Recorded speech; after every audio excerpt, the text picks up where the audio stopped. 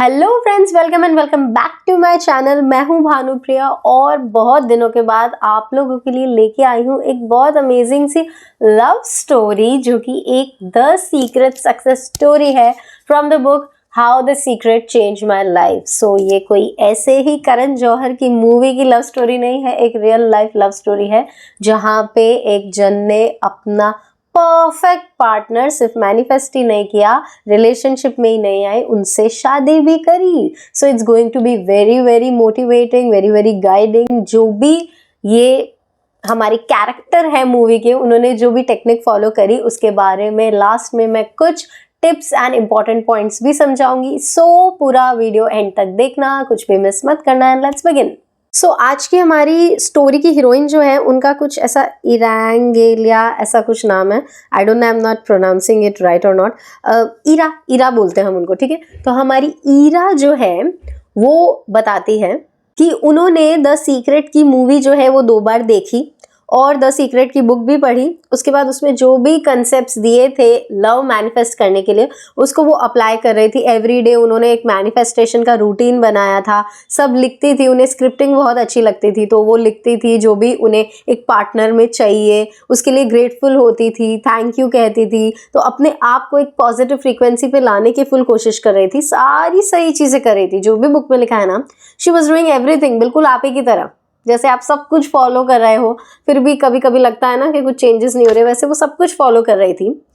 But एक चीज़ थी जो वो मिस कर रही थी, शायद आप भी कर रहे हैं।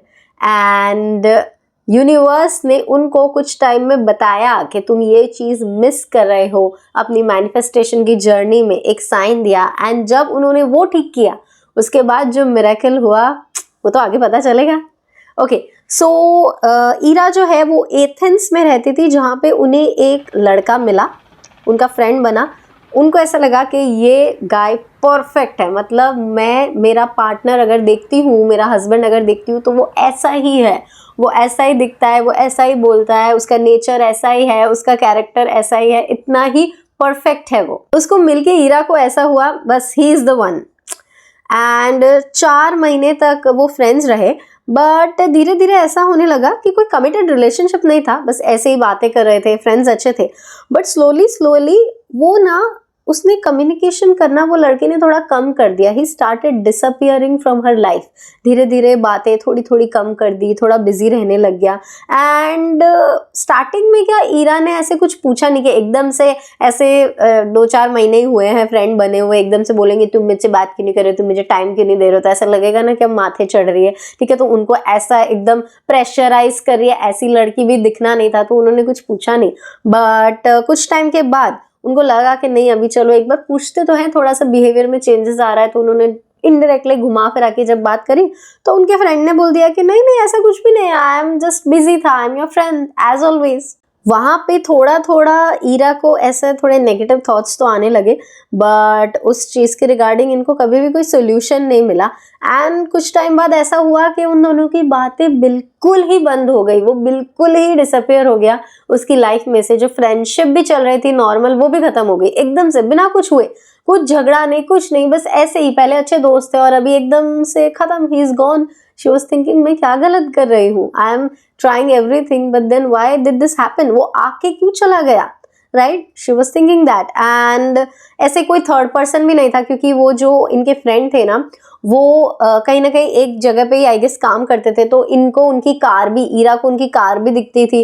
तो ऐसा भी नहीं था कि उनको कुछ हो गया है, ही वॉज सेफ। एंड कॉमन कुछ कुछ फ्रेंड्स भी थे, उनसे भी थोड़ा बहुत पता चल जाता था, तो he was there, he was safe. कोई थर्ड पर्सन भी नहीं था कि वो लड़के ने किसी और के साथ रिलेशनशिप स्टार्ट कर दिया इसलिए इसको घोस्टिंग कर दिया, ऐसा कुछ भी नहीं था। But he just was not there, not answering any text, not answering any calls. And as usual Ira को बहुत ज़्यादा गुस्सा आ रहा था, उसको समझ में नहीं आ रहा था कि इतना अच्छा दोस्त बना, उस दोस्त में मुझे मेरा पार्टनर दिखा जो कि एकदम परफेक्ट था, कुछ बुरा नहीं हुआ, कुछ झगड़ा नहीं हुआ, कुछ नेगेटिव नहीं हुआ। Then suddenly what has happened.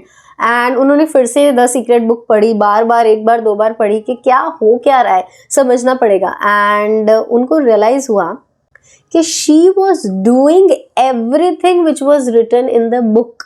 Yes, she was doing everything, जो भी बुक में लिखा था वो कर रही थी, बट यही प्रॉब्लम थी कि वो कर रही थी जैसा लिखा था वैसा, एक होमवर्क की तरह। She was doing not feeling, एक चेकलिस्ट की तरह, एक काम की तरह। ओके आज ग्रेटिट्यूड लिखना है, ओके आज ग्रेटफुल रहना है, ओके आज स्क्रिप्टिंग करना है, ओके आज विजुअलाइजेशन करना है। तो ये सारी चीजें वो एक होमवर्क की तरह टिक मार्क कर करके कर रही थी, and that is completely wrong. You have to feel it. Feeling तो इतनी ज्यादा जरूरी है कि आप कोई टेक्निक यूज करो ही नहीं ना, तो भी आप उस चीज को मैनिफेस्ट कर लोगे, अगर आप वैसा फील कर रहे हो जैसा वो चीज आने के बाद आप फील करते हैं। यानी कि कंटेंट, सेटिस्फाइड, आज की लाइफ में हैप्पी फील कर रहे हो, चाहे वो चीज है या नहीं। ये पूरी इतनी मोटी बुक ना आपको एक ही चीज कहना चाहती है कि आज में खुश रहो, दैट्स इट। चाहे आप उसके लिए कौन से टूल यूज करते हो, कौन सी टेक्निक यूज करते हो, चाहे आप 777 कर रहे हो, 369 कर रहे हो, सबकी अपनी इंपॉर्टेंस है, अग्री। बट वो सारी टेक्निक्स करवा क्या रही है पता है? आपको प्रेजेंट मोमेंट में ग्रेटफुल रखवा रही है, सो दैट आप माइंडफुल रहे, आज में खुश रहे, अच्छी चीजों पे फोकस करें, नेचुरली आपकी वाइब रेज हो। एंड जब आपकी फ्रीक्वेंसी हाई होती है, वाइब रेज्ड होती है, तो जो चीज आपको खुशी देती है वो आपकी लाइफ में आने से रुक ही नहीं सकती, राइट? सो ईरा यहाँ पे कहती है कि let it be part of who you are. जैसे कि वो चीज आपकी लाइफ का ऑलरेडी पार्ट है ही, आपकी जिंदगी का पार्ट है ही, आपके नेचर का पार्ट है ही, ऐसे बन जाओ, ऐसे कंप्लीट बन जाओ। हम मैनिफेस्टेशन में गलती क्या करते हैं पता है? हम अधूरा फील कर रहे होते हैं कि वो नहीं है, हम लैक पे होते हैं। जब हम पूरे की फ्रीक्वेंसी पे आ जाते हैं ना कि एज इट डजंट मैटर, है तो है, नहीं है तो नहीं है, होगा तो आई एम वेरी हैप्पी, नहीं हुआ तो it's not snatching away my happiness, तब तो यूनिवर्स को देना ही पड़ेगा। उसको कोई वजह ही नहीं है, कुछ आपको लेसन ही नहीं देना है, कुछ सिखाना ही नहीं है, राइट? तो वो क्यों नहीं देगा? एंड ईरा यहाँ पे बोलती है कि उन्होंने ना फिर एक वो सेट कर दिया कि if some guy wants to be a part of my life he will be. ठीक है, मुझे कोई पर्सन पसंद है, that's good, I respect my feelings, but I respect myself also. And इसीलिए अगर किसी पर्सन को मैं वैसे ही पसंद होंगी जैसे कि मैं करती हूँ, then he will make effort, he will be part of my life. And मैं किसी के लिए मेरा व्यवहार, मेरे स्टैंडर्ड्स कभी नहीं बदलूंगी। He has to try to get me. I do not have to lower my mindset to get him, right? ये चीज उन्होंने खुद को बार बार समझाई, बार बार कही कि I will not settle for anyone or anything less. I want to feel a particular way, एक particular तरीके का मुझे महसूस करना है, वो नहीं हो तो चाहे कोई भी आ रहा हो, doesn't matter। फिर ईरा ने अपनी लाइफ में ये फील गुड वाली फ्रीक्वेंसी को इंस्टॉल किया, अपने आप पे फोकस किया, खुश रही, जो काम कर रही है उसके अंदर फोकस किया, ये विश्वास किया कि राइट पर्सन मेरे लिए बना है and he will come at his right time. I don't have to be desperate or get mad or angry for someone's presence or absence. वो है या नहीं है उसके लिए मुझे मेरा माइंडसेट बदलने की ज़रूरत नहीं है, मैं आज में खुश हूँ। तो जब उन्होंने वो फ्रीक्वेंसी मेंटेन करी कुछ टाइम के लिए, उसके बाद क्या हुआ मैं रीड करके ही बताती हूँ। On Friday, I was at a discotheque on the other side of Athens, and coincidentally, he was too. God planned it. Yes, वो फ्राइडे को एक डिस्को में गई थी, वहाँ पे ये सेम पर्सन जिन्होंने उनको कॉल्स टेक्स्ट का रिप्लाई करना बंद कर दिया था, वो सेम उनके दोस्त वही डिस्को में उनको मिले। And coincidentally of course we dance together and talked a lot. पहले तो कैजुअल फ्रेंडशिप थी, उस टाइम बहुत मस्ती करी, बहुत सारा डांस किया, बहुत सारी बातें करी। एंड सेम नाइट पे he asked her out and I said yes. It was as simple as this. उन्होंने पूछा कि क्या आप मुझसे रिलेशनशिप में आना चाहती है?